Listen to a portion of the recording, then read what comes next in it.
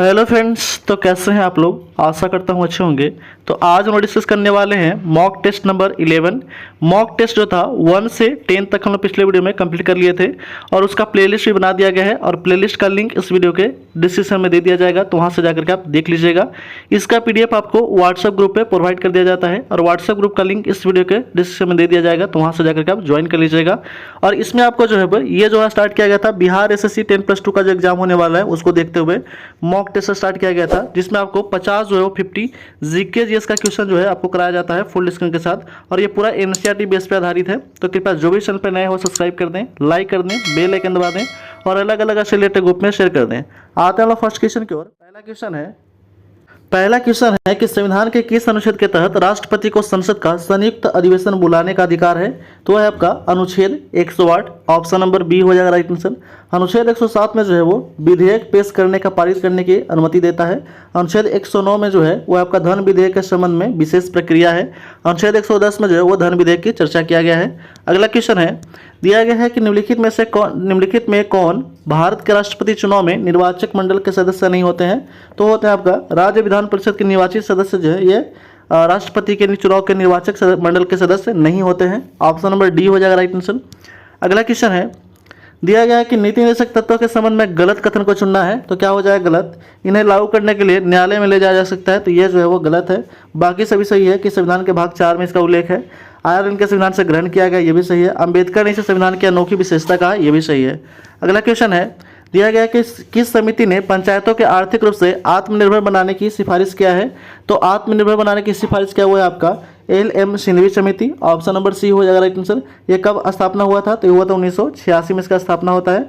बलवंत राय मेहता समिति का स्थापना होता है ठीक 1957 में। अशोक मेहता समिति का स्थापना होता है 1977 में, ठीक है 77 में। और पी थुंगन समिति का स्थापना होता है 1988 में। अगला क्वेश्चन है, दिया गया है कि किस संविधान संशोधन के द्वारा मौलिक कर्तव्यों को संविधान में जोड़ा गया है। तो मौलिक कर्तव्यों को संविधान में जोड़ा गया है 42वां संविधान संशोधन 1976 के द्वारा, ठीक है 42वां संविधान संशोधन 1976 के द्वारा जो है वो जोड़ा गया है। 43वां संविधान संशोधन में रीट जारी करने के संबंध में जोड़ा गया है ठीक 1977 में। 44वां जो है 1978 में हुआ था, जिसमें ठीक है संपत्ति के अधिकार को कानूनी का अधिकार कर दिया गया था। 40वां संविधान संशोधन भी जो है 1976 में हुआ था। अगला क्वेश्चन है, संविधान के भाग 12 में किससे संबंधित ठीक है प्रावधान किया गया है। तो उस भाग 12 में जो है वो केंद्र राज्य के संबंधी मध्य वित्त का बंटवारा किया गया है। ऑप्शन नंबर ए हो जाएगा राइट आंसर। अगला क्वेश्चन है, दिया गया है कि संविधान का कौन सा अनुच्छेद संसद को विधि निर्माण की शक्ति प्रदान करता है। तो विधि निर्माण की शक्ति प्रदान करता हुआ अनुच्छेद 253। ऑप्शन नंबर डी हो जाएगा राइट आंसर। अनुच्छेद 250 में जो है वह आपका आपातकाल के समय कानून संसद बना सकता है, इसकी चर्चा किया गया है। अनुच्छेद 249 में कहा गया है कि राष्ट्रीय हित में राज्य सूची के विषय के मामले का संबंध में कानून बना सकता है। और अनुच्छेद 252 में कहा गया है कि 2 या 2 से अधिक अधिकार राज्यों को विधान परिषद ठीक है विधानमंडल को है। अगला क्वेश्चन है, दिया गया है कि केशवानंद भारती बनाम केरल राज्यवाद 1973 में दिया गया किस निर्णय को सर्वोच्च न्यायालय के सबसे महत्वपूर्ण निर्णय में से एक माना गया था। तो है आपका संविधान की आधारभूत संरचना का सिद्धांत। ऑप्शन नंबर सी हो जाएगा राइट आंसर। अगला क्वेश्चन है, अगला प्रश्न है कि संविधान के भाग 17 में संघ शासकीय प्रयोजन के लिए प्रयोग होने वाले अंकों का वर्णन यह निम्नलिखित में से कौन है। तो है आपका भारतीय अंकों का अंतर्राष्ट्रीय रूप। ऑप्शन नंबर सी हो जाएगा राइट आंसर। अगला क्वेश्चन है, दिया गया है कि राज्यपाल के संबंध में गलत कथन चुनना है। क्या हो जाएगा गलत। तो वेतन भारत के संचित निधि से दिया जाता है, ये गलत है। दूसरा आपका पेंशन राज्य की संचित निधि से दिया जाता है, ये भी गलत है। ऑप्शन नंबर क्या हो जाएगा सी हो जाएगा 2 और 3 दोनों, ठीक है। अगला क्वेश्चन है, दिया गया है कि किस शासक को उसके सिक्के पर बिना लिए अंकित किया गया है। ठीक है, किस शासक को उसके सिक्का पर बिना लिए अंकित किया गया है। तो है आपका समुद्रगुप्त। ठीक है, समुद्रगुप्त कब से कब तक 335 से लेकर के 375 ईस्वी तक शासन किए थे। स्कंदगुप्त जो है वो आपका 455 से 467 तक। चंद्रगुप्त मौर्य जो था 320 ईसा पूर्व से 298 ईसा पूर्व तक। और कनिष्क जो था वो आपका 127 ईस्वी से लेकर के 151 ईस्वी तक शासन किया था। अगला क्वेश्चन है, दिया गया है कि वैदिक काल में आजीवन अविवाहित रहने वाले कन्याओं को निम्नलिखित में से क्या कहा जाता था। तो आजीवन अविवाहित रहने वाले कन्याओं को कहा जाता था अमाजु कहा जाता था, ठीक है, वैदिक काल में। ऑप्शन नंबर बी हो जाएगा राइट आंसर। अगला क्वेश्चन है, दिया गया है कि ताम्र पाषाणिक स्थलों में अनाज का सबसे बड़ा साक्ष्य किस स्थल से प्राप्त हुआ है। तो अनाज का सबसे बड़ा स्थान जो है ठीक है स्थल वो प्राप्त हुआ आपका नौदा टोली से। ठीक है, नौदा टोली जो वो कहाँ है। तो नौदा टोली जो है वो है आपका MP में है। ठीक है, MP में। दहमावत कहाँ है तो महाराष्ट्र में। इनाम गांव कहाँ है, ये भी महाराष्ट्र में है। और मालवा कहाँ है, ये कहाँ है, मध्य भारत दक्कन प्रायद्वीपीय क्षेत्र में है। अगला क्वेश्चन है, दिया गया है कि 14वीं सदी का पूर्व बुगाज को अभिलेख कहाँ से प्राप्त हुआ है? तो बुगाज को जो अभिलेख है वो प्राप्त हुआ आपका एशिया माइनर से प्राप्त हुआ है। ऑप्शन नंबर ए हो जाएगा राइट आंसर। और इसी में जो है वो 4 देवता का जिक्र मिलता है, मित्र, इंद्र, वरुण और नासत्य की चर्चा मिलता है। अगला क्वेश्चन है, दिया गया है कि निम्नलिखित में से किस संगठन का नाम वर्ष 1885 में बदल करके भारतीय राष्ट्रीय कांग्रेस कर दिया गया था? तो है आपका भारतीय राष्ट्रीय संघ का नाम बदल करके 1885 में भारतीय राष्ट्रीय कांग्रेस रखा गया था। ठीक है, भारतीय राष्ट्रीय संघ का स्थापना होता है 1876 में। ब्रिटिश इंडियन एसोसिएशन का स्थापना होता है 1851 में। ठीक है, ब्रिटिश इंडियन सोसाइटी का स्थापना भी होता है 1851 में, और इंडियन सोसाइटी का स्थापना होता है 1876 में। इंडियन एसोसिएशन का स्थापना 1876 में। अगला क्वेश्चन है, दिया गया है कि सुभाष चंद्र बोस के बारे में निम्नलिखित में से गलत कथन का चयन करना है। तो गलत कथन हो जाएगा जापान की सहायता से द इंडिया सेंटर का गठन किए थे, यह गलत है, बाकी सभी क्या है तो सही है। अगला क्वेश्चन है, मस्त जागीर की शुरुआत किस मुगल शासक ने किया था? ठीक है, मस्त जागीर का जो शुरुआत किया था वो क्या था? औरंगजेब ने। औरंगजेब का कार्यकाल था 1658 से 1707 तक। जागीर का कार्यकाल था 1605 से 27 तक। शाहजहां का शासनकाल जो था 1628 से 1658 तक, और अकबर का शासनकाल था 1556 से 1605 तक था। अगला क्वेश्चन है, दिया गया है कि फतवा ए आलमगिरी मुस्लिम कानून का एक संकलन निम्नलिखित में से किस शासक के संकालीन था? ठीक है, शासनकाल में लिखा गया था, तो लिखा गया था आपका औरंगजेब के समय में ही लिखा गया था। ठीक है, ऑप्शन नंबर बी हो जाएगा राइट आंसर। अगला क्वेश्चन है, दिया गया है कि कलकत्ता में हिंदू कॉलेज के संस्थापक कौन थे? तो कलकत्ता में हिंदू कॉलेज के संस्थापक थे वो थे आपका राजा राम मोहन राय थे। ऑप्शन नंबर डी हो जाएगा राइट आंसर। ठीक है, अगला क्वेश्चन है, दिया गया है कि लॉर्ड डलहौजी के द्वारा भारत में रेलवे लाइन डालने का मुख्य उद्देश्य क्या था? तो रेलवे लाइन डालने का मुख्य उद्देश्य था कि खानों को बंदरगाहों से जोड़ना। ऑप्शन नंबर सी हो जाएगा राइट आंसर। अगला क्वेश्चन है, दिया गया है कि असहयोग आंदोलन के दौरान विदेशी कपड़ों को जलाने को एक निठुर बर्बादी किसने घोषित किया था? तो विदेशी कपड़ों को जलाने पर एक निठुर बर्बादी जो है वो घोषित किया था रविंद्रनाथ टैगोर ने। ऑप्शन नंबर सी हो जाएगा राइट आंसर। ठीक है, अगला क्वेश्चन है, दिया गया है कि द्वितीय गोलमेज सम्मेलन में कांग्रेस का प्रतिनिधित्व किसने किया था? तो दूसरा गोलमेज सम्मेलन में कांग्रेस का प्रतिनिधित्व किया था वो आपका महात्मा गांधी ने किए थे।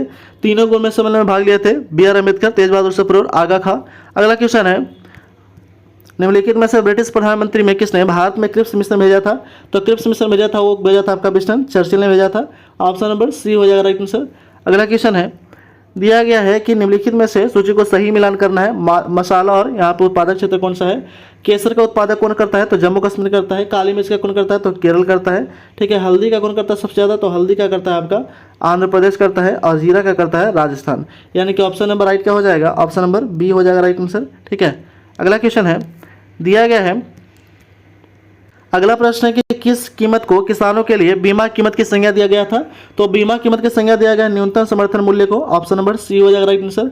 अगला क्वेश्चन है, दिया गया है कि राष्ट्रीय कृषि एवं ग्रामीण विकास बैंक की स्थापना किस समिति की अनुशंसा पे किया गया था? तय किया गया था आपका शिरोमणि समिति की अनुशंसा पे। ऑप्शन नंबर सी हो जाएगा राइट आंसर। अगला क्वेश्चन है, अगला प्रश्न लिया गया कि भिलाई इस्पात संयंत्र किस देश की सहायता से स्थापित किया गया था? तो भिलाई इस्पात संयंत्र जो है वो सोवियत संघ की सहायता से स्थापित किया गया था। ठीक है, सोवियत संघ की सहायता से। अगला क्वेश्चन है, दिया गया यहाँ पे कि निम्न पे विचार करना है। ठीक है, विचार करना है कि गर्म और शुष्क जलवायु, हल्की और गीली सर्दी, सदाबहार, ओक के पेड़, तो क्या हो जाएगा? ये सब भूमध्य सागरीय क्षेत्र में पाए जाते हैं। ऑप्शन नंबर ए हो जाएगा राइट आंसर। अगला क्वेश्चन है, दिया गया है कि इसमें से कौन सुमेलित नहीं है, ये बताना है।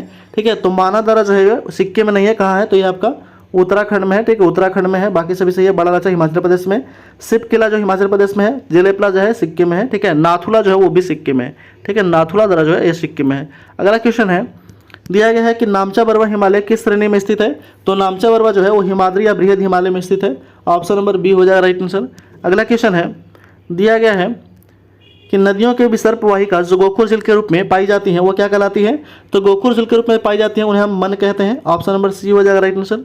अगला क्वेश्चन है, दिया गया है कि मरुधान किसे कहा जाता है? तो मरुधान कहा जाता है रेगिस्तान व हरियाली व जल वाला क्षेत्र को मरुधान कहा जाता है। ऑप्शन नंबर सी हो जाएगा राइट आंसर। अगला प्रश्न है, दिया गया है कि इनमें से कौन सा घास का मैदान सही सुमेलित है? तो है आपका लानोस वेनेजुएला में ये सही सुमेलित है। ऑप्शन नंबर सी हो जाएगा राइट आंसर। ठीक है, कैंपोज कहाँ है? तो ये आपका यूएसए में, ठीक है, दक्षिणी अमेरिका में है। ठीक है, पैम्पास कहाँ जो अर्जेंटीना में है। ठीक है, और सिल्वास जो है कहाँ है? वो है आपका अमेजन बेसिन में। अगला क्वेश्चन है, दिया गया है कि आयतन की दृष्टि से साफ पानी की सबसे बड़ी झील कौन सा है? तो है आपका साफ पानी की सबसे बड़ी झील जो है आयतन की दृष्टि से बैकाल झील है। ठीक है, बैकाल झील जो रूस में है। ठीक है, सुप्रिया झील जो है ये सर कनाडा के बॉर्डर पर स्थित है। ठीक है, तगानिका जो झील है वो आपका अल्बस्टाइन रिफ्ट के भीतर है। ठीक है, और असल झील जो है वह कहाँ है? तो जिबूती के मध्य में। अगला क्वेश्चन है, टोरेस जलडमरू मध्य किन दो द्वीपों के मध्य स्थित है? तो टोरेस जलडमरू मध्य जो है ऑस्ट्रेलिया और पापुआ न्यू गिनी के मध्य स्थित है। ऑप्शन नंबर ए हो जाएगा राइट आंसर। अगला क्वेश्चन है, दिया गया है कि फाइबर ऑप्टिक्स, ठीक है, फाइबर ऑप्टिक किस सिद्धांत पर कार्य करता है? तो फाइबर ऑप्टिक संपूर्ण आंतरिक परिवर्तन पर कार्य करता है। ऑप्शन नंबर सी हो जाएगा राइट आंसर। अगला क्वेश्चन है, अगला प्रश्न है कि मीडिया के संबंध में निम्न से असत्य कथन को चुनना है, कौन सा हो जाएगा? तो कयांतर में आंत बड़ी होती है, ये जो है कथन गलत है। ऑप्शन नंबर सी हो जाएगा राइट आंसर। अगला क्वेश्चन है, दिया गया है कि एक कार्बन डेटिंग का मान कितना होता है? तो एक कार्बन डेटिंग का मान होता है 1000 किलोग्राम CO2, ठीक है। ऑप्शन नंबर सी हो जाएगा राइट आंसर। अगला प्रश्न है कि मानव शरीर में ऑक्सीजन की मात्रा कितनी प्रतिशत है? तो मानव शरीर में ऑक्सीजन की मात्रा है 65%। ऑप्शन नंबर डी हो जाएगा राइट आंसर। अगला क्वेश्चन है, दिया गया है कि निम्नलिखित में से कौन सुमेलित नहीं है? ठीक है, तो तांबा जो है ये गलवीकरण, ये सुमेलित नहीं है, ये जस्ता के द्वारा गलवीकरण किया जाता है, ठीक है, जस्ता के द्वारा। ऑप्शन नंबर डी हो जाएगा राइट आंसर, बाकी सभी सुमेलित हैं। नेक्स्ट क्वेश्चन है, निम्नलिखित में से किसकी मात्रा अम्ल वर्षा में सबसे अधिक होता है? तो अम्ल वर्षा में सबसे अधिक मात्रा किसका होता है? H2SO4 का होता है। ऑप्शन नंबर बी हो जाएगा राइट आंसर। अगला क्वेश्चन है कि सांस लेने और छोड़ने की क्रिया के दौरान कौन सी गैस की मात्रा प्रभावित नहीं होती है? तो प्रभावित जो है वो नहीं होता है कौन सी गैस की मात्रा? तो वह आपका नाइट्रोजन प्रभावित नहीं होता है।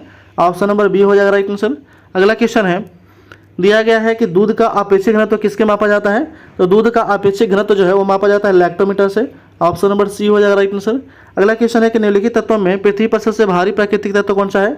तो सबसे भारी प्राकृतिक तत्व आपका वो है यूरेनियम है। ऑप्शन नंबर ए हो जाएगा राइट आंसर। अगला क्वेश्चन है, दिया गया 45 नंबर क्वेश्चन है कि निम्नलिखित में से कौन सा तना का उदाहरण नहीं है? तो तना का उदाहरण नहीं है वो है आपका शकरकंद, जो है एक जड़ का उदाहरण है, तना का उदाहरण नहीं है। अगला क्वेश्चन है, अमाशय का क्षुद्रांत द्वारा यकृत में पोषण युक्त रक्त पहुंचती है तो उस वाहिका का नाम क्या है? तो उस वाहिका का नाम है यकृत प्रवेश द्वार शिरा। ऑप्शन नंबर डी हो जाएगा राइट आंसर। अगला क्वेश्चन है कि मलेरिया से प्रभावित होने वाला अंग कौन सा है? तो है आपका प्लीहा, जो है वो मलेरिया के द्वारा प्रभावित होता है। ऑप्शन नंबर सी हो जाएगा राइट आंसर। अगला क्वेश्चन है, अगला प्रश्न है कि वस्त्र निर्माण के प्रयोग में लाए जाने वाले ऐसे पदार्थ जिनका स्रोत पादप नहीं होता है वो कहलाते हैं क्या? तो वो कहलाते हैं संश्लिष्ट तंतु कहलाते हैं। ऑप्शन नंबर ए हो जाएगा राइट आंसर। अगला क्वेश्चन है, दिया गया है कि निम्नलिखित में से कौन सा अनुवांशिक रोग नहीं है? तो है आपका डेमेशिया, जो है अनुवांशिक रोग नहीं है। ऑप्शन नंबर ए हो जाएगा राइट आंसर। और इस वीडियो का लास्ट क्वेश्चन है 50 नंबर क्वेश्चन, दिया गया है कि हमारे शरीर में मुख्य रूप से ऊर्जा प्रदान करता है क्या? तो आपका कार्बोहाइड्रेट जो है ऊर्जा प्रदान करता है। ऑप्शन नंबर ए हो जाएगा राइट आंसर। तो इस तरह जो हम लोग इस वीडियो को जो है वो ठीक है समाप्त कर चुके हैं। इसमें हम लोग 50 जीके जिस क्वेश्चन जो है फुल डिस्कशन के साथ कराया गया आपको। तो कृपया जो भी चैनल पर नए हो सब्सक्राइब कर दें, लाइक कर दें, बेल आइकन दबा दें और अलग अलग रिलेटेड ग्रुप में शेयर कर दें। Thanks for watching.